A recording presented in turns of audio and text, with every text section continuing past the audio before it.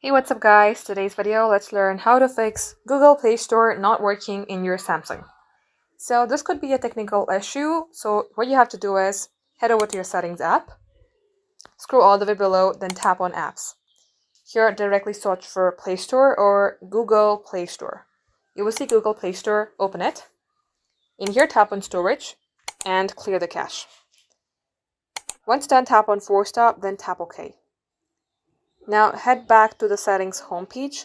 Once you get to a page like this, scroll all the way below and tap on software update. If you see any downloading or updation available, you're going to have to tap onto it, then select download and install. Make sure that your phone's software is updated. Now tap on general management, tap on date and time, and make sure this automatic date and time and automatic time zone is toggled on.